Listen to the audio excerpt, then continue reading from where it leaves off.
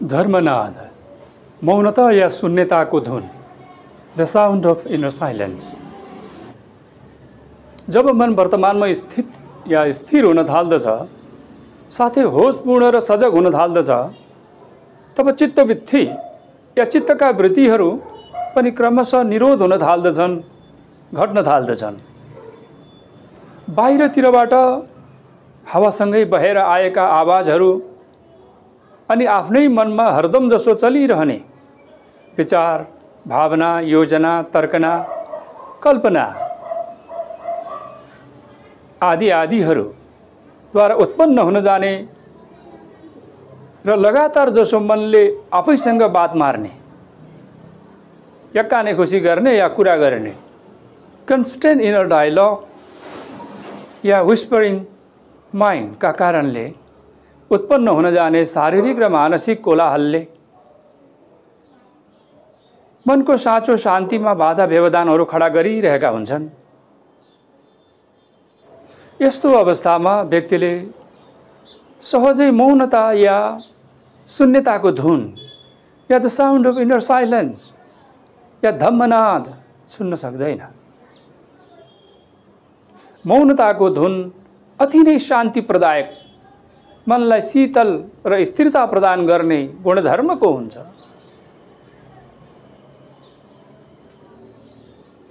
यस्तो सजगतायुक्त धुनलाई भिक्षु अजान सुमेधोले आफ्नो पुस्तक द सेलेक्टेड टिचिङ्स अफ अजान सुमेधो द साउन्ड अफ साइलेन्स मा सारभूत रूपमा यसरी व्याख्या गर्दछन्।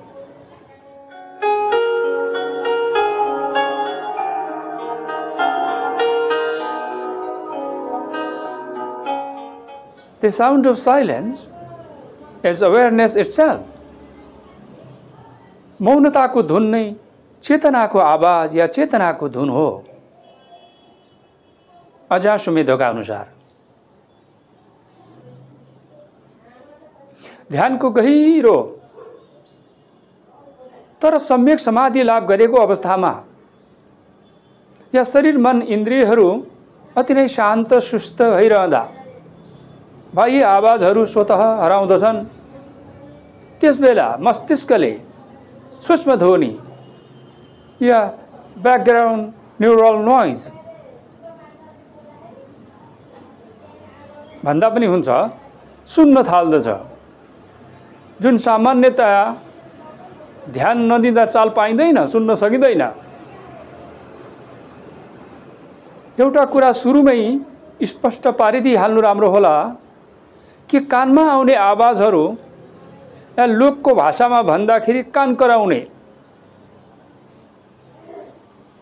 उदाहरणका लागि काँसको भाँडा बजे जस्तो टिनिन्न टिनिन्न गर्ने या शङ्ख फुके जस्तो टुँ गर्ने या गाउँघरमा धान पेल्ने मेसिनको फिता हल्लिए जस्तो, मेसिन घुमे जस्तो रुवाई रुवाई रुवाई रुवाई रुवाई गर्ने भित्रभित्रै या बिस्तारै बिस्तारै मान्छेहरूले कुरा गरे जस्तो, बात मारे जस्तो या गुनगुन गरे जस्तो या स्पष्ट रूपमा नै मान्छे बोले जस्तो आवाज आएमा यो फेरि धम्मनाद या the sound of inner silence हो भनेर झुकिनु हुँदैन। यो त शारीरिक र मानसिक गडबडीका कारणले उत्पन्न हुन जाने आवाजहरू हुन्, जसले व्यक्तिलाई असहजता, बेचैनी, चक्कर लागे जस्तो हुने, हल्ला जस्तो हुने, आदि गाग्री छचल्किए जस्तो हुने अनि निन्द्रामा पनि समस्या पार्ने खालको हुन्छ भने यसलाई बुझ्नु पर्दछ यो मनोशारीरिक गडबडीहरू हो। यसका लागि उपचारको दरकार पर्दछ।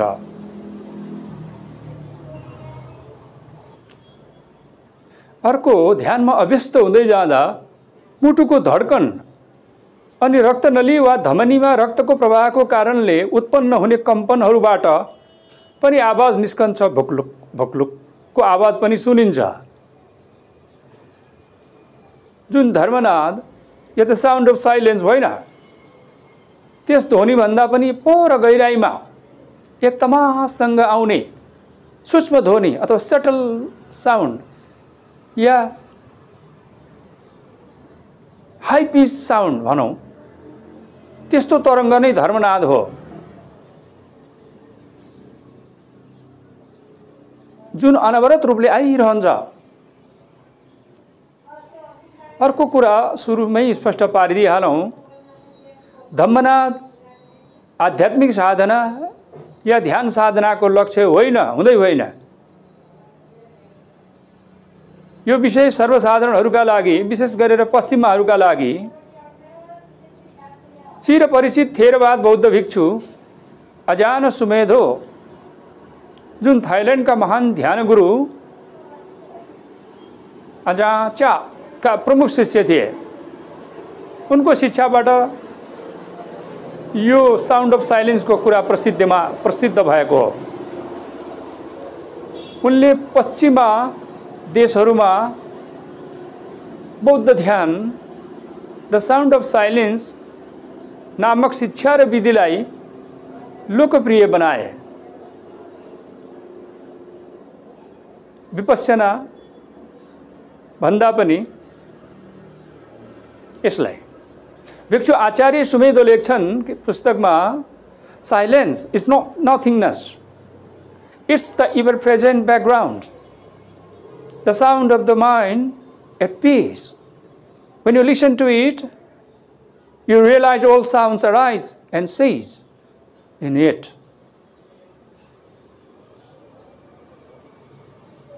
मौनता वा शान्तता शून्यता होइन, यो सधैँ उपस्थित मन शान्त हुँदा सुनिने ध्वनि हो र सबै आवाजहरू त्यसैबाट उत्पन्न भएर फेरि त्यसैमा नै विलय भइरहेका हुन्छन्। सुमेधोका अनुसार यो विचार विशेष रूपमा उनको the sound of silence the selected teachings of अजान सुमेधोमा व्याख्या गरिएको छ। त्यसमा उनले भिक्षुले लेख्छन्, ध्यानमा गहिरो स्थिरता हुँदा स्वाभाविक रूपमै यस्तो ध्वनि अनुभवमा आउँदछ या सुनिन्छ। मौनता आफै चेतनाको सूक्ष्म ध्वनि हो भनेर पुस्तकमा लेख्छन्।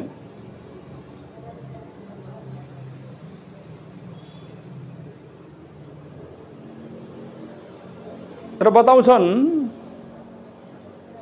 बाह्य वस्तुलाई सुन्ने होइन, बाह्य आवाजहरूलाई सुन्ने होइन, बरु सुन्ने चेतना स्वयंमै फर्किने हो।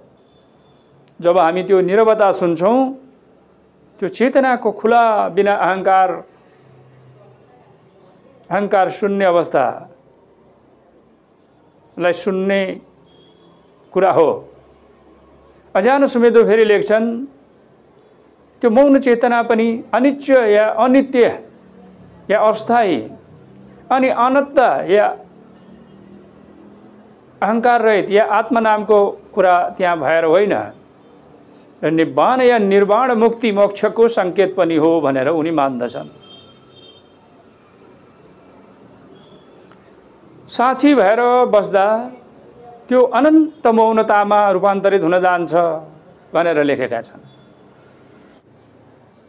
अर्को एउटा स्पष्ट हुनुपर्ने कुरा भनेको, यस्तो आवाज भ्रम होइन, बरु चेतनाको सूक्ष्म तहहरू उक्लेको या द हायर लेभल अफ कन्सियसनेसमा प्रवेश गरेको र मनका वृत्तिहरू शान्त हुँदै जान थालेको हुनाले सुन्न सकिने या अडिबल भएको हो। सबै ध्वनिहरू मौनता या नीरवताबाट उत्पन्न हुन्छन् र मौनता स्वयंको पनि फेरि आफ्नै ध्वनि हुन्छ। All sound comes from silence, and silence itself has a sound. सुरुमै स्पष्ट पारिदिनु राम्रो होला, बौद्ध मतवादको ध्यान साधना विधिहरूमा प्रगति गर्दै जाँदा साउन्ड अफ साइलेन्स या मौनताको ध्वनि एउटा चित्तको स्वाभाविक मौनता तर जीवित चेतनाको अनुभूति हो, जसमा कुनै विषय, ध्वनि या अहम भाव या मोह भाव या स्वनित भने भएको हुँदैन।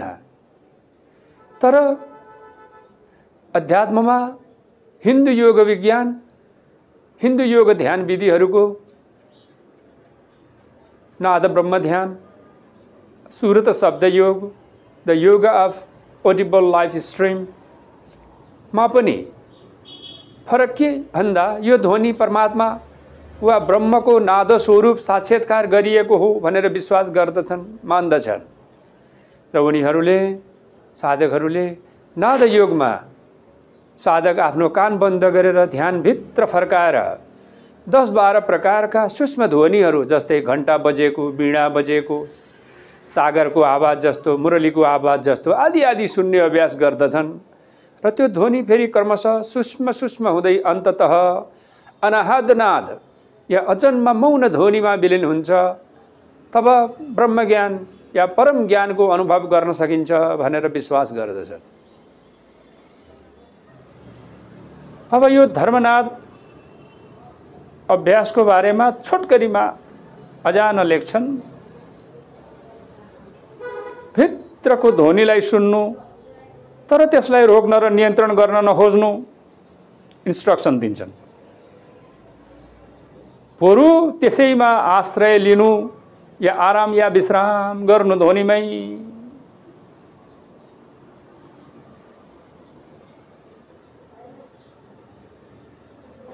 Listen to that inner sound, but not to control it, but to rest in it.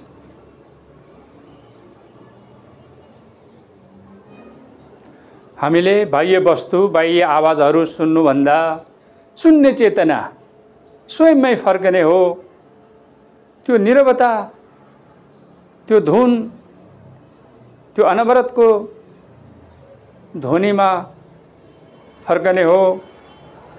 त्यो चेतनाको खोला भनेर उनी मान्दछन्। जब तिमी मौनतामा विश्राम गर्दछौ तब तिमी विचार बिनाको जागरूकतामा स्थित हुन जान्छौ। तिमी नै जान्ने चेतना हो भनेर अनुभवमा आउँदछ भनेर लेख्छन्। सुरुमा शरीरप्रति जागौं, केही समय गहिरो शान्त श्वास लिई शरीरलाई शिथिल बनाऊ, अनि पूर्ण शान्त भएर कानभित्रको सूक्ष्म नाद जस्तो ध्वनिलाई सुन्ने प्रयास गरौं।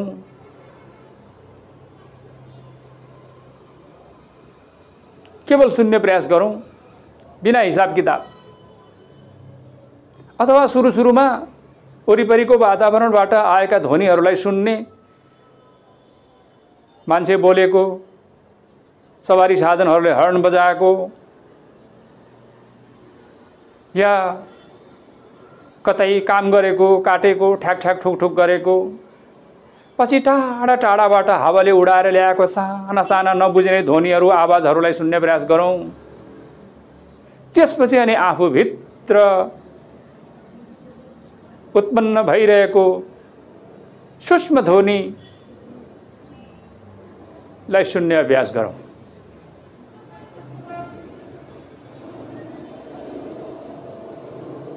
सुमेधोले भन्छन् त्यसैमा विश्राम गरौं, त्यसैमा आराम गरौं। तर सम्यक सम्बुद्ध भने सम्झाउनुहुन्छ, सोतं न उपादीयति, सोतं न अभिनन्दति। यसको अर्थ हुन्छ सुनेको वस्तुमा आसक्ति गर्छ न आनन्द मान्छ, तब बल्ल त्यो मन वैराग्यतर्फ या विरक्तितर्फ या मुक्त अवस्थातर्फ उन्मुख हुन्छ भनेर सम्यक सम्बुद्ध निर्देश गर्नुहुन्छ आफ्ना भिक्षुगणहरूलाई। यसको अर्थ फेरि धम्मनाद नसुन्नु भन्ने होइन है, सुन्नुपर्छ, फाइदा हुन्छ। त्यही भएर मैले सुरुमै भनेको थिएँ, बोलेको थिएँ कि धम्मनादको ध्यान साधना या आध्यात्मिक साधनाको लक्ष्य भने होइन, एउटा माइलस्टोन जस्तो हो। बाटोमा यति किलोमिटर, उति किलोमिटर, यति माइल, उति माइल भनेर लेखेर राखेको ढुङ्गा जस्तो मात्रै हो, बीचबीचमा फेला पर्दछ। चित्त निरन्तर भवङ्गको या त माइन्ड स्ट्रिममा बहिरहन्छ या प्रवाह स्थित हुन्छ, तब एक किसिमको सूक्ष्म नाद जस्तो अनुभूत हुन थाल्दछ भनेर अन्य धर्मशास्त्रहरूमा लेखिएको छ। बौद्ध धर्मका शास्त्रहरूमा भवङ्गसोत्तम सन्दति अनानतरे अट्ठशालिनी, भवङ्ग प्रवाह निरन्तर बगिरहन्छ भनेर भनिएको छ। यही प्रवाहको चेतना तरङ्ग ध्यानमा सुन्ने महसुस गर्ने कुरा नै साउन्ड अफ साइलेन्स को आधार हो। देख्दा या हेर्दा केवल मात्र हेर्नु, त्यसरी नै सुन्दा अरू केही नगरिकन केवल सुन्नु मात्रै। बुद्धले स्पष्ट रूपमा भन्नुहुन्छ, सुन्नेमा म खडा नगर या मलाई नबनाऊ, केवल सुन्ने साँची बन। जब यस्तो साँची भावको विकास हुन थाल्दछ, त्यसपछि सुन्ने र सुनेको बीचमा मौन जागरुकता मात्रै बाँकी रहन्छ या अवेरनेस मात्रै बाँकी रहन्छ। त्यो नै the sound of inner silence हो भनेर बुझ्नु पर्दछ। जब आन्तरिक ध्वनि थेरवाद सूत्रका अनुसार, अभिधम्मका अनुसार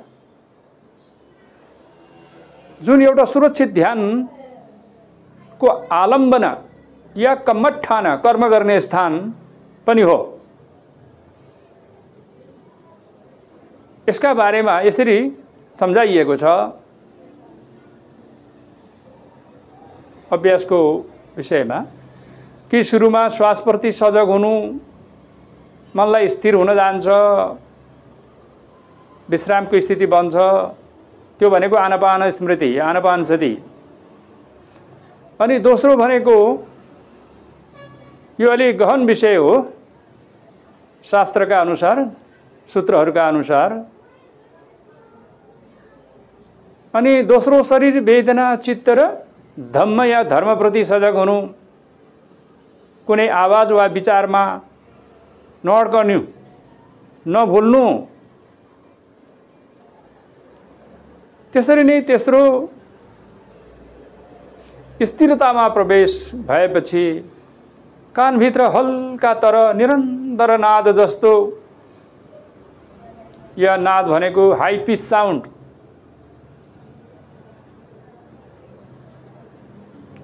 जुन चेतनाको धुन वा ध्वनि हो, श्रवण हुन थाल्दछ।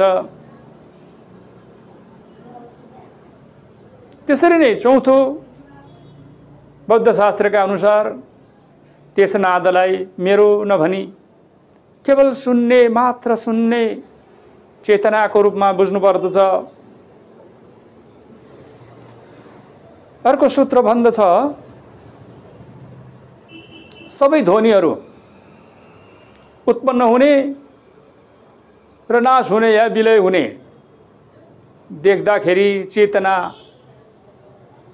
निर्विकार, मौन या अति नै शान्त र निर्मल स्वच्छ हुन्छ। यही मौनता नै धम्मनादको